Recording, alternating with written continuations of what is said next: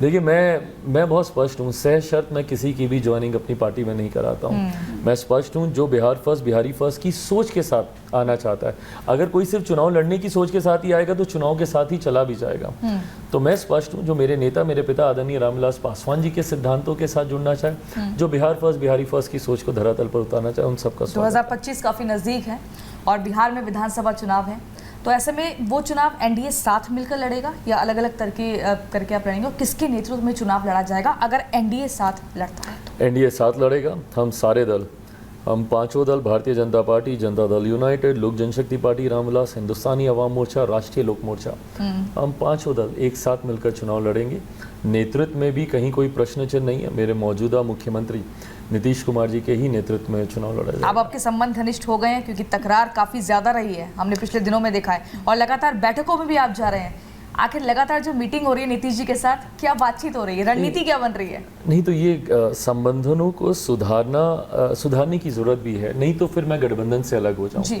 मेरे पास हमेशा से ये विकल्प था कि मैं गठबंधन से अपने आप को अलग कर लेता, अगर इतनी ही असहमति है और अगर इतना ही क्लियर है कि हम लोग एक साथ नहीं आ सकते, तो गठबंधन से अलग होना बेहतर है, rather than being part of N alliance और अंदर रहकर आप उसी गठबंधन को नुकसान करने का आप काम करें।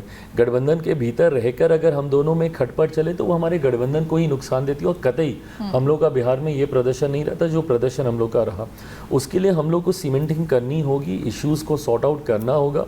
मेरे मुख्यमंत्री जी का मैं धन्यवाद करूँगा कि उन्होंने मुझे वो स्पेस दी। देखिए, मैंने हमेशा इस बात को कहा कि मेरी उनसे कभी कोई व्यक्तिगत लड़ाई नहीं रही है, मेरी कोई पर्सनल मेरा उनसे कोई इशू नहीं रहा। मेरा उनसे इशू सिर्फ और सिर्फ नीतियों को लेकर रहा। मैंने हमेशा माना कि बिहार में बेहतर नीतियां हो सकती हैं, बिहार के विकास को बेहतर तरीके से इम्प्लीमेंट किया जा सकता है, बट वो स्पेस मुझे कभी नहीं मिली थी जहाँ पे मैं मेरे मुख्यमंत्री जी के साथ बैठकर खुलकर ये सारी बातें कर सकूँ। ऐसे में जब ये गठबंधन हुआ दोबारा और मैं एनडीए का हिस्सा बना, उसके बाद ये मौका मुझे मिला कि मैं मुख्यमंत्री जी के साथ बैठकर इन तमाम विषयों पर चर्चा कर सकूं। इन तमाम आप मिल रहे हैं, चर्चा कर रहे हैं, इन दिनों बातें कर रहे हैं, विधानसभा चुनाव को लेकर भी जरूर बातें हो रही होंगी।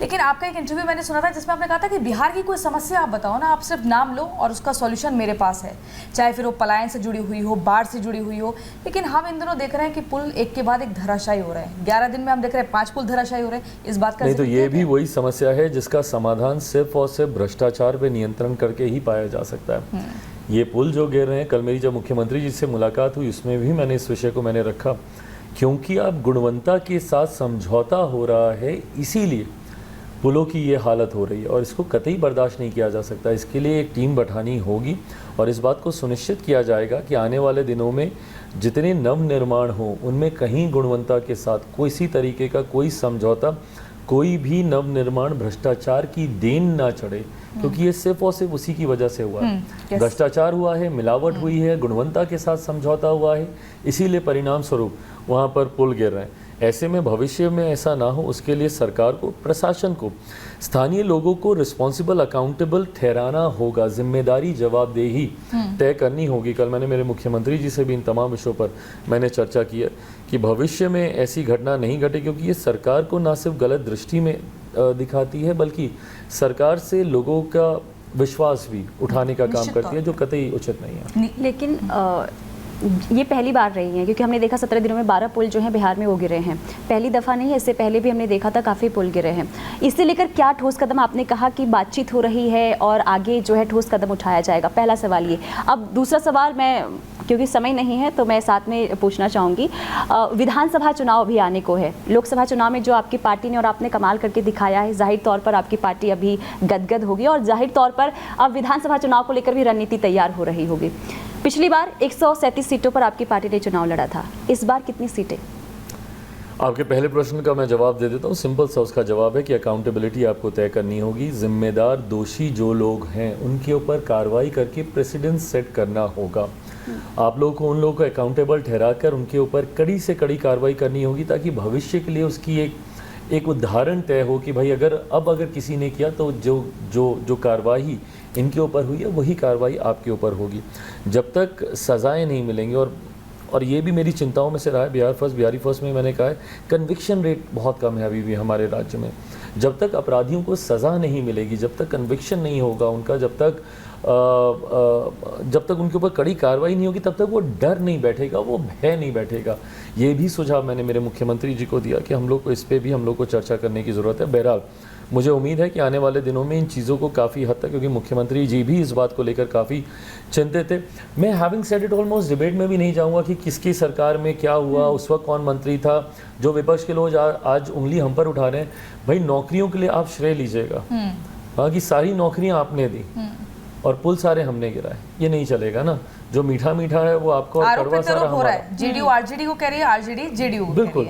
तो आपको कलेक्टिव रिस्पॉन्सिबिलिटी लेनी होगी। अगर आप नौकरियां लेने का श्रेय अपने सर पर लेकर जा रहे हैं तो फिर ये पुल जो बने और गिरे इसका भी जिम्मेदारी आप लीजिए। बहरहाल मैं उस आरोप प्रत्यारोप में भी नहीं जा रहा, मैं बस इतना कह रहा हूँ कि प्रेसिडेंस हम लोग को यहाँ से सेट करने की ज़रूरत है। यह आपका पहला हिस्सा रहा। दूसरे हिस्से में आपने विधानसभा चुनाव को लेकर बोला, बिल्कुल एक बड़े लक्ष्य की ओर हम लोग इस बार अग्रसर हो रहे हैं। और लोक जनशक्ति पार्टी रामविलास की खासतौर पर अगर मैं जिक्र करूँ, हम लोग की पार्टी कैडर में उत्साह है। जिस तरीके से हम लोग का प्रदर्शन रहा, 100% स्ट्राइक रेट वाली पार्टी लोक जनशक्ति पार्टी रामविलास रही है। और हम लोग चाहते हैं कि यही स्ट्राइक रेट, डिफ़िकल्ट है बट मैनेज किया जा सकता है। अगर T20 वर्ल्ड कप आ सकता है तो नॉर्मल वनडे वाला भी वर्ल्ड कप हम लोग लेकर आएंगे। तो ऐसे में विधानसभा में भी हम लोग का प्रदर्शन अच्छा रहे। सीटें किसकी कितनी होगी, किसकी क्या संख्या होगी, ये तमाम गठबंधन के भीतर अभी होने वाली चर्चाएं। In due course of time विपक्ष वापस से ये सब शुरू करेगा कि अरे सीटों का बंटवारा नहीं होगा। लोकसभा में भी इन्होंने कि आप सब ने देखा कितने एमिकेबली हम लोगों ने सीटों का बंटवारा पांचों दल ने मिलकर कर लिया। मुझे लगता है उतने ही एमिकेबली हम लोग विधानसभा में भी करेंगे और जितनी लड़ेंगे उतनी जीतेंगे। तैयारी तो होगी, कोई डिमांड तो होगी, डेफिनेटली डिमांड है बट वो यहाँ है। अभी मुझे लगता है गठबंधन के भीतर चर्चा करने से पहले अगर सार्वजनिक मंच पे इसकी चर्चा करूँ तो गठबंधन की मर्यादा के खिलाफ होगा। एनडीए में जेडीयू द्वारा मांग बार बार बिहार के स्पेशल स्टेटस की हो रही है, आप भी इसका पूरी तरह से समर्थन करते हैं कि मिलना चाहिए? बीजेपी को इस बात का थोड़ा ध्यान रखना चाहिए, प्रधानमंत्री थोड़ा सोचें और बिहार को स्पेशल स्टेटस दें, क्योंकि ये मांग मुख्य तौर पर जेडीयू की है। नहीं बिल्कुल, देखिए हम लोग भी इस बात का समर्थन करते हैं but we need to be practical also and we need to understand कि क्या प्रावधान है, किस दायरे के तहत आपको ये स्पेशल स्टेटस आपको मिल सकता है, विशेष राज्य का दर्जा मिल सकता है। नहीं, मैंने हमेशा कहा कि नीति आयोग में अभी कई प्रावधानों को रिविज़िट करने की ज़रूरत है अगर हम लोग ये चाहते हैं। ऐसे में फ़िलहाल मुझे लगता है जो इमीडिएटली हम लोग अचीव कर सकते हैं उस पर हम लोग को फोकस करना चाहिए।